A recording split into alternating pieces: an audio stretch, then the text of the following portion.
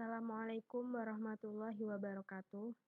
Kami dari kelompok 2 akan memaparkan materi tentang teori perkembangan psikososial dan perannya terhadap perkembangan.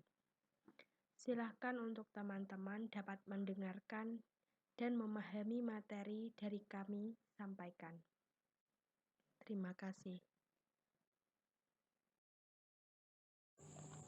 Assalamualaikum warahmatullahi wabarakatuh. Di sini saya akan menjelaskan tentang pengertian psikososial. Psikososial dibagi menjadi dua kata yang berasal dari bahasa Inggris, yaitu psycho dan sosial.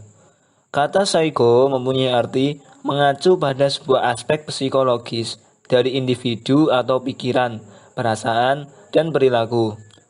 Sedangkan kata sosial artinya mengacu pada hubungan eksternal individu dengan orang-orang yang ada di sekitarnya.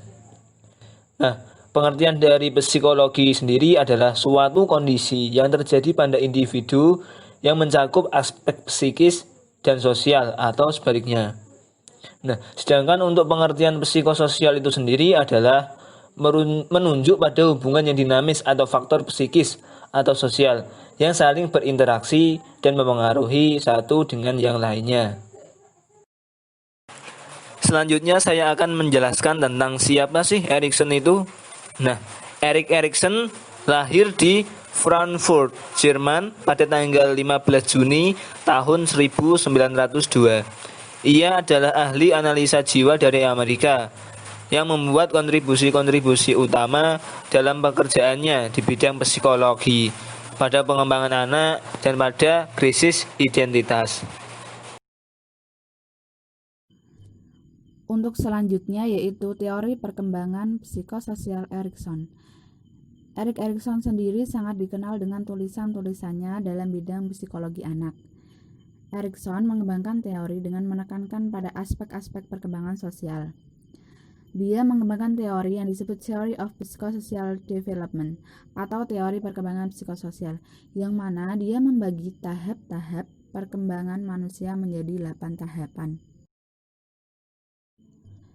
Nah, Erikson itu menemukan 3 aspek ego yang paling sering berhubungan, yaitu body ego, ego ideal, dan ego identity. Untuk body ego yaitu mengacu pada pengalaman orang dengan tubuh atau fisiknya sendiri. Yang kedua yaitu ego ideal atau disebut gambaran mengenai bagaimana seharusnya diri membawa sesuatu yang bersifat ideal. Untuk yang ketiga yaitu ego identity atau gambaran mengenai diri dalam berbagai peran sosial. Nah, banyak teori mengenai perkembangan psikososial, yang dimana paling banyak dianut adalah teori psikososial dari Erik Erikson ini. Peran perkembangan teori psikososial. A. Peran keluarga dalam perkembangan psikososial anak. Pola asuh orang tua adalah salah satu aspek penting dalam hubungan orang tua dan anak adalah pola asuh. Apa tujuan pola asuh itu?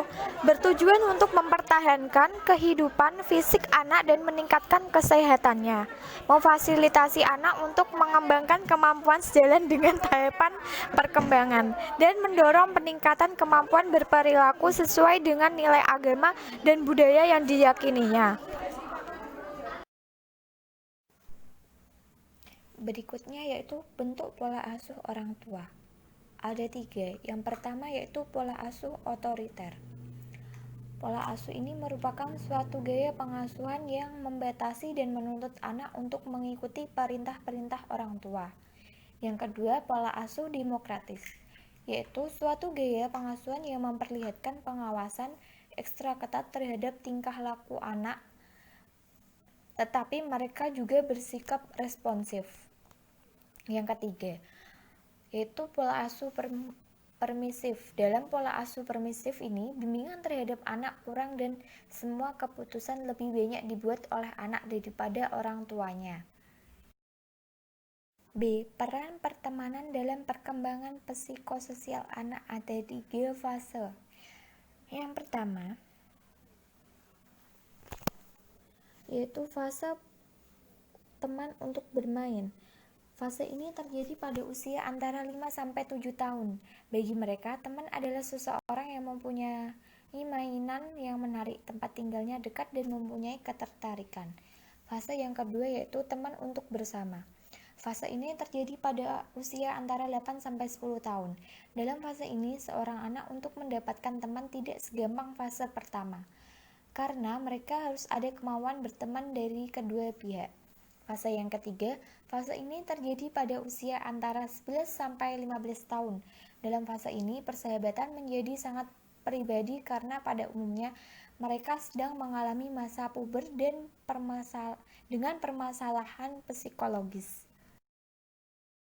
Tahap-tahap perkembangan psikososial Erikson. Erikson berpendapat bahwa sepanjang hidup manusia, setiap orang mengalami tahapan perkembangan dari bayi sampai usia lanjut. Tahap pertama, usia 0 sampai 2 tahun. Pada masa bayi atau tahun pertama adalah titik awal pembentukan kepribadian. Peran ibu atau keluarga yang mampu menciptakan keakraban dan kepedulian yang dapat mengembangkan kepercayaan dasar. Tahap kedua pada usia 2-3 tahun. Pada tahap ini, konflik yang dialami adalah otonomi versus rasa malu. Kebutuhan tersebut dapat terpenuhi melalui motivasi untuk melakukan kepentingannya sendiri, seperti belajar makan, berbicara, berpakaian sendiri, dan lain-lain. Tahun ketiga yaitu pada usia 3-6 tahun. Pada tahap ini, anak belajar menemukan keseimbangan antara kemampuan yang ada dalam dirinya dengan harapannya. Konflik yang terjadi adalah inisiatif atau terbentuknya perasaan bersalah. Tahap perkembangan selanjutnya adalah tahap 4. Terjadi pada usia 6-12 tahun. Pada tahap ini, anak sudah bisa membandingkan kemampuan sendiri dengan teman sebaya. Anak belajar mengenai keterampilan sosial dan akademik melalui kompetensi yang sehat dengan kelompoknya. Keberhasilan yang diraih anak memupuk rasa percaya diri. Namun, jika anak menemui kegagalan, maka terbentuklah inferioritas.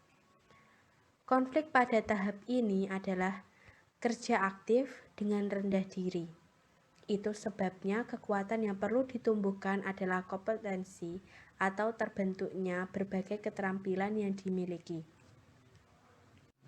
Selanjutnya adalah tahap 5. Pada tahap ini, anak mulai memasuki usia remaja, di mana identitas diri, baik dalam lingkup sosial maupun dunia kerja mulai ditemukan. Masa remaja adalah awal usaha pencarian diri, sehingga anak berada pada tahap persimpangan antara masa kanak-kanak dengan masa dewasa. Konflik utama yang terjadi pada tahap ini adalah identitas dengan kekaburan peran, sehingga perlu komitmen yang jelas agar terbentuk kepribadian yang mantap untuk dapat mengenali dirinya. Untuk tahap 6 terjadi pada usia 20-40 tahun.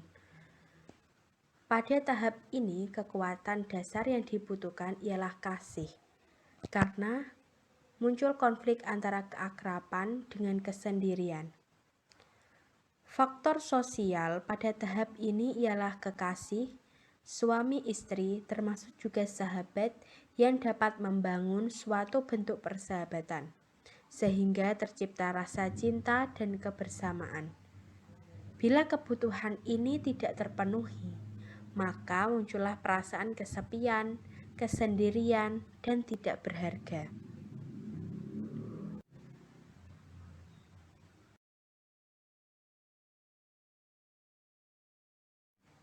Tahap selanjutnya adalah tahap 7. Terjadi pada usia 40-65 tahun. Pada tahap ini, seseorang sudah dewasa, sehingga dihadapkan pada tugas utama, yaitu menjadi produktif dalam bidang pekerjaannya, serta tuntunan untuk hasil mendidik keluarga. Konflik utama pada tahap ini adalah generativitas dengan stagnasi atau keterhambatan. Sehingga kekuatan dasar yang penting untuk ditumbuhkan adalah kepedulian.